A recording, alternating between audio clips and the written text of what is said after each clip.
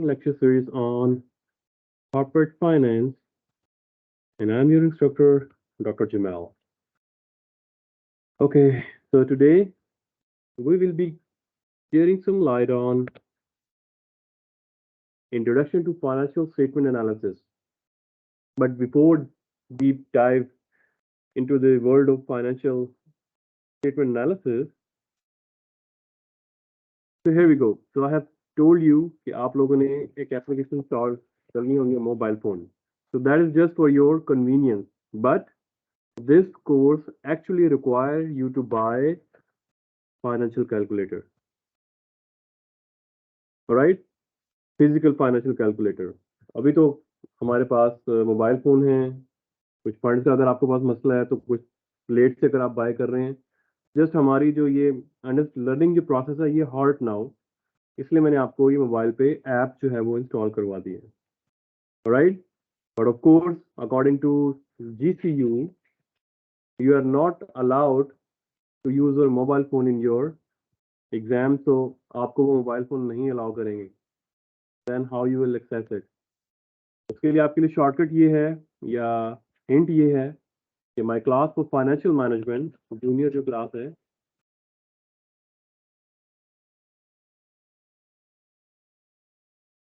BBA की, they already purchase that.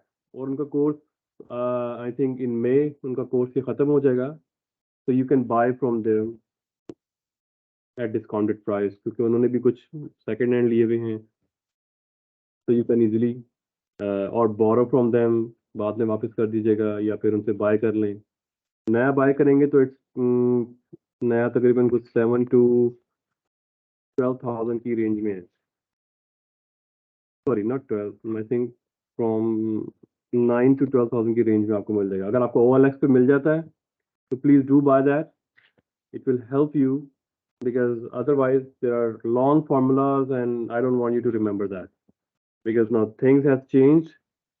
और अब वो मेमोरी आपकी टेस्ट नहीं होती, आपका कॉन्सेप्ट टेस्ट होता है. हमारे पास बहुत सारे गूगल्स हैं, हमारे पास और इंटरनेट मटेरियल्स हैं सारे. तो उसमें बहुत सारे फार्मूलाज हैं, आपको याद करने की ज़रूरत नहीं है. The thing is you have to know that how we can use financial calculator. आपके मोबाइल में है अगर ये कैलकुलेटर है तो you can easily do find out the value और उसको इंटरप्रेट कर सकें. That's it. तो रिमेंबर, जो भी आप फाइनेंशियल कैलकुलेटर बाय करें उसमें ये दो स्ट्रीम लाजमी हो. हम किस तरह इसको प्रोनाउंस करते हैं? स्ट्रीम.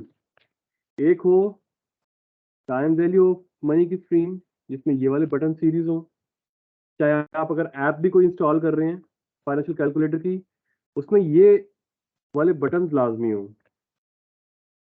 क्योंकि कुछ में ये बटन नहीं होते हैं, वो डायरेक्ट आपको कहते हैं जी ये एंटर करो, हम आपको वैल्यू दे देंगे. तो वो इतने रिलायबल कैलकुलेटर्स नहीं होते.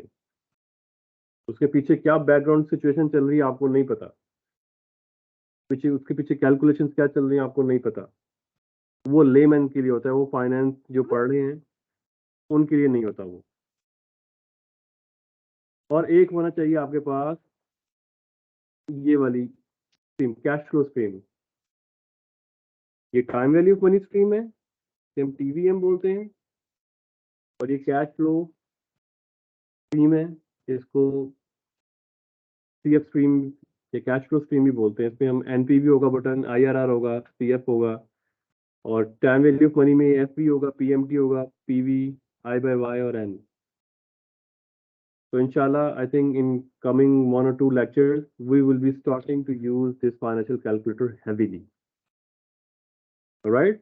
You still have 1 or 2 lectures to get those app or physical calculator. So you can just contact to our juniors कि हाँ भाई किसी ने सेल करना हुआ तो आफ्टर एग्जाम फाइनल तो भाई हमें सेल कर देना. That's it. Right everyone? Right, sir. Okay. So let's just start our today's lecture in which we talk about, let's shed some light on financial statement analysis. So these are some outlines जिसमें हम बात करेंगे. I think हम 1, 2, 3 and 4 outline से बात करेंगे. Next we will talk about after Eid holidays. So firms disclosure of financial statements, balance sheet, income statement, and statement of cash flow. Also, we'll talk about the fourth income statement, retained earnings statement, changes in statement, changes in equity statement. Okay, so you have done accounting, right? You already studied the accounting, right, everyone? Yes, sir. Good. Yes, sir. Financial Okay. accounting. Yes, financial accounting. So this course won't require you to extensively know how to make financial statements. Rather, it will tell you how we can use those financial statements that already prepared, that you have prepared in your accounting classes. ये से next step further है. हम उससे बात नहीं करेंगे ये कैसे आया, कहाँ से आया. That is the job of your financial accounting subject. वो आप लोग पढ़ चुके हैं. So I have this understanding कि मैं आगे से आपको जो कॉर्पोरेट फाइनेंस में इसका यूज है उस पर बात करें. तो डोंट गेट कंफ्यूज कि सर मतलब आप शायद हमें अकाउंटिंग पढ़ाने लगेंगे, और कुछ लोग जरा थोड़ा सा डर भी जाते हैं कि सर दोबारा से अकाउंटिंग. नहीं, हम ये इसलिए पढ़ेंगे यहाँ पर कि हमने इसको यूज करना है कॉर्पोरेट फाइनेंस के अंदर. That's it. एक सेकेंड. Welcome new commerce.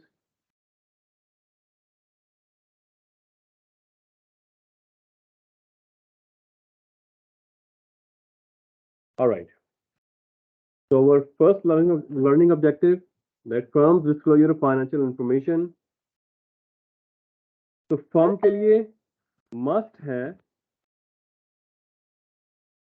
कि वो अपनी जो फाइनेंशियल स्टेटमेंट्स हैं उनको पब्लिकली क्या करे, शो करे, रिपोर्ट करे, सबमिट कराए. किसको? Security and exchange.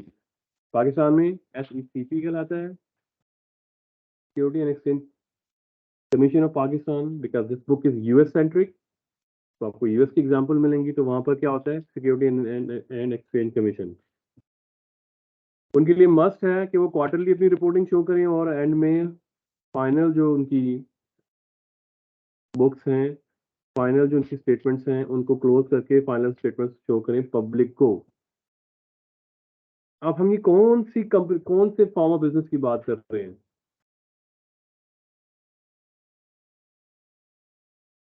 Corporation.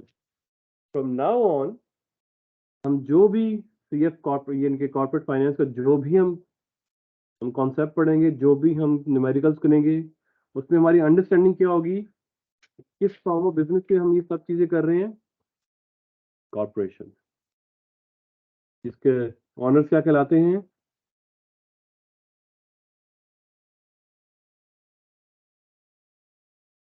Share holders. Corporation की बनावट क्या है, किस तरह ये फॉर्म की जाती है? Run by management, owned by share holder. और दोनों एक दूसरे से मिलते नहीं है, मिलते हैं सिर्फ एनुअल जनरल मीटिंग में बस, once a year. Right everyone? Okay. So financial statements must also send an annual report with financial statements to the shareholders. जिनके पास शेयर्स होते हैं उनको आपको ईमेल भी करनी पड़ेगी. और अगर मेरे पास शेयर नहीं है, मैं SECB की वेबसाइट पे जाऊंगा, लिस्टेड कंपनीज कॉर्पोरेशन को मैं किसी भी क्लिक करूंगा, देखूंगा हाँ भाई इसने सबमिट कराई है कि नहीं कराई. इनकी मैं जो एनुअल रिपोर्ट्स हैं उनको एक्सेस कर सकता हूँ, वो देख सकता हूँ. नाउ क्वेश्चन इज, क्या ये फाइनेंशियल स्टेटमेंट सारी स्टैंडर्डाइज्ड होती हैं?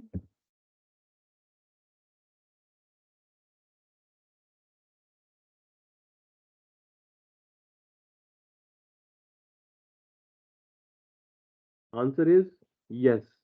अगर आप ट्रीट ब्लेड की फाइनेंशियल स्टेटमेंट देखेंगे वो भी सेम तरीके से बनी हुई होगी. अगर आप नेस्ले की देखेंगे वो भी सेम तरीके से बनी हुई होगी. अगर आप एंग्रो की देखेंगे वो भी सेम तरीके से बनी होगी. वजह क्या है? because we are following accounting principles. और वो कौन से हैं? One of the accounting, there are two accounting principles. Generally accepted accounting principle, GAAP and IFRS, International Financial Reporting Standards. तो नॉर्मली पाकिस्तान में भी गैप यूज होता है, IFRS भी यूज होता है, लेकिन मोस्ट जो कंपनीज हैं वो अपना कंट्री वेरिएशन जो है ना वो यूज करती हैं गैप का, मतलब GAAP Pakistan, GAAP India, GAAP China. Normally heavily ये यूज होता है अमेरिका में, because this is American principle. वो गैप ही फॉलो करते हैं, उनके लॉज रिक्वायर करते हैं कि भाई आपने गैप ही फॉलो करना है. हम भी गैप कर सकते हैं, हम IFRS भी कर सकते हैं, लेकिन हमें अनाउंस करना पड़ेगा भाई हमने कौन सी फॉर्म यूज की है स्टेटमेंट बनाने के लिए, अपने अकाउंट्स को शो करने के लिए, वो आपको बताना पड़ेगा. राइट. तो दोनों में कोई ज्यादा फर्क नहीं है due to this improve technologies. आजकल तो IFRS is about to converge into GAAP. तो जो थोड़े बहुत इनमें तनाज़ात थे, जो डिफरेंसेस थे, वो तकरीबन कन्वर्जेंस की तरफ जा रहे हैं. कन्वर्जेंस तकरीबन ये सेम ही होते जा रहे हैं. तो अभी आपको कुछ पता नहीं चलेगा कि whether this statement, what is the difference between this statement made by IFRS and this statement made by GAAP. Right?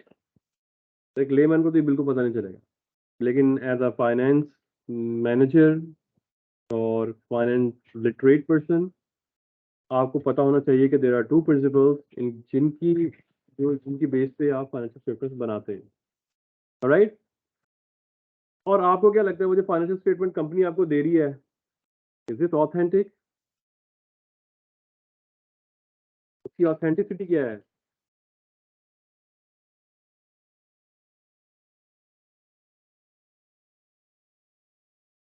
वो एक तो पीस ऑफ पेपर है, दैट्स इट.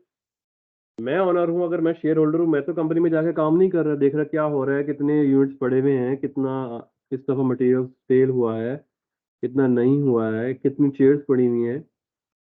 मैं तो नहीं गिनूंगा जाके. मुझे अगर पैसों की जरूरत होगी, मैं कंपनी के पास भी नहीं जाऊंगा कि मुझसे शेयर खरीदो. मैं मार्केट में जाऊंगा, स्टॉक मार्केट में अपने शेयर बेच दूंगा. मेरा तो इंटरेक्शन भी नहीं होता कंपनी के साथ. तो क्या ये जो फाइनेंशियल स्टेटमेंट्स हैं, क्या ये ऑथेंटिक हैं? आंसर इज, इसकी ऑथेंटिसिटी को ऑथेंटिकेट करने के लिए ऑडिटर्स जो हैं उसको साइन करते हैं, वो चेक करते हैं. तो कंपनीज, कौन सी कंपनीज? कॉर्पोरेशन. कौन सा फॉर्म ऑफ बिजनेस? कॉर्पोरेशन. इनके लिए मस्ट है कि दे हायर एक्सटर्नल ऑडिटर्स, क्योंकि कंपनी के पेरोल पे ना हो. They are independent people, neutral party, जो आएंगे आपके अकाउंट चेक करेंगे. आपने अक्सर नोट किया होगा अपने ऑफिस में, या किसी इंटर्नशिप की होगी, या किसी के फैमिली मेंबर कोई कर रहा हो, तो वो कहते हैं यार ऑडिट वाला आया है, हमें बड़ा टेंशन हो रही है, हमें आजकल बड़ा काम करना पड़ रहा है. क्यों? Because they start digging up कि सारी हिस्ट्री लेकर आओ, सारी फाइल लेकर आओ, कंप्लाइंस लेकर आओ, इसकी सेल की रिसीट कहाँ है, ये कहाँ है, वो कहाँ है, वो बिकॉज चेक करना स्टार्ट कर देते हैं.